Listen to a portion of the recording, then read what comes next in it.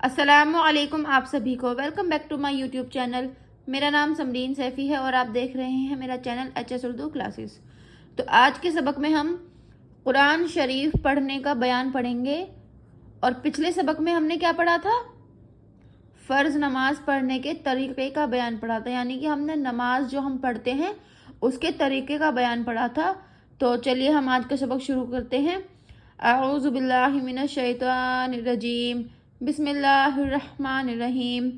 مسئلہ نمبر 1، قرآن شریف کو صحیح پڑھنا واجب ہے۔ ہر حرف کو ٹھیک ٹھیک پڑھیں۔ حمزہ اور عین میں جو فرق ہے اسی طرح بڑی ہا اور ہا میں، اور زال زوائیں زا اور دواد میں، اور سین صاد اور سا میں ٹھیک نکال کے پڑھیں۔ ایک حرف کی جگہ دوسرا حرف نہ پڑھیں۔ مسئلہ نمبر 2، اگر کسی سے کوئی حرف نہیں نکلتا، جیسے ہا کی جگہ ہا پڑھتی ہے، یا عین نہیں نکلتا، یا سا سین صاد سب کو سین ہی پڑھتی ہے، تو صحیح پڑھنے کی مشق کرنا لازم ہے۔ اگر صحیح پڑھنے کی محنت نہ کرے گی تو گنہگار ہوگی اور اس کی کوئی نماز صحیح نہیں ہوگی۔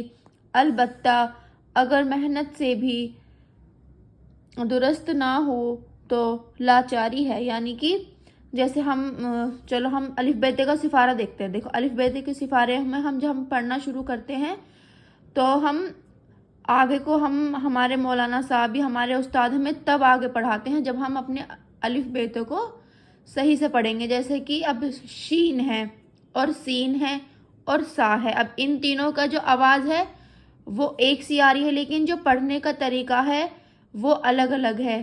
سا کو ہم سا پڑھیں گے، سین کو سین پڑھیں گے، لیکن جب بڑی شین آ جائے گی تو اس کو ہم کیا پڑھیں گے؟ شین۔ جیسے کہ سیٹی کی آواز نکلتی ہے نا، شین، اس طریقے سے ہم شین پڑھیں گے۔ اور حمزہ الف کی آواز کیسے نکلتی ہے؟ الف، یعنی کہ اس میں کوئی بھی حرکت نہیں کرتے ہم، اور لیکن جہاں پہ ہمارا عین آ جاتا ہے وہاں پہ ہم کیا نکالتے ہیں؟ اپنے اندر کی آواز سے ہم عین کو پڑھتے ہیں۔ کیسے پڑھیں گے؟ عین اور ہا، خا، غین، اس طریقے سے ہم اپنے حرفوں کو سدھاریں گے۔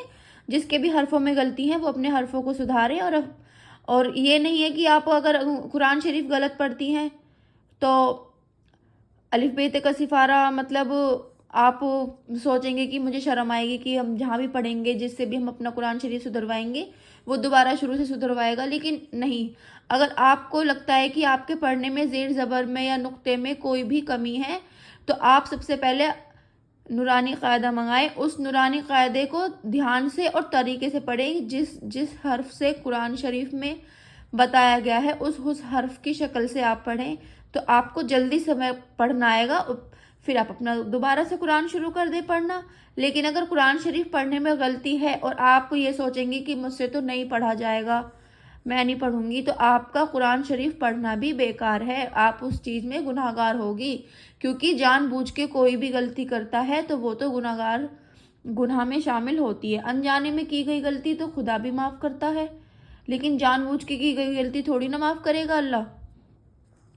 مسئلہ نمبر 3، اگر ہا، عین وغیرہ سب حرف نکلتے تو ہیں، لیکن ایسی بے پرواہی سے پڑتی ہے کہ ہا کی جگہ ہا اور عین کی جگہ حمزہ ہمیشہ پڑھ جاتی ہے، کچھ خیال کر کے نہیں پڑھتی، تب بھی گنہگار ہے اور نماز صحیح نہیں ہوتی۔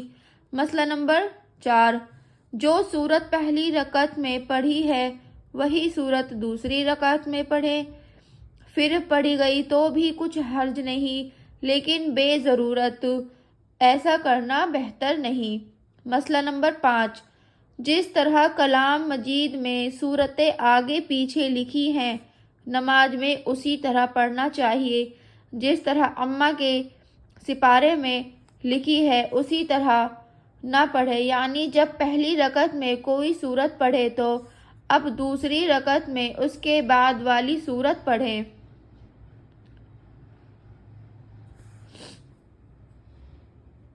اس کے پہلی والی سورت نہ پڑھیں۔ جیسے کسی نے پہلی رکعت میں قل یا ایھا الکافرون پڑھی، تو اب اذا جاء یا قل هو اللہ یا قل اعوذ برب فلق یا قل اعوذ برب الناس پڑھیں، اور علم تری کیف اور لإعلافی وغیرہ اس کے اوپر کی صورتیں نہ پڑھیں کہ اس طرح پڑھنا مکروہ ہے، لیکن اگر بھولے سے اسی طرح پڑھ جاوے تو مکروہ نہیں ہے، یعنی کہ اگر بے بھول سے ہم نے ایک ہی صورت کو دوبارہ پڑھ لیا تو نماز ادا نہیں ہوگی، اگر بے بھولے سے پڑھ لی تو کوئی حرج نہیں۔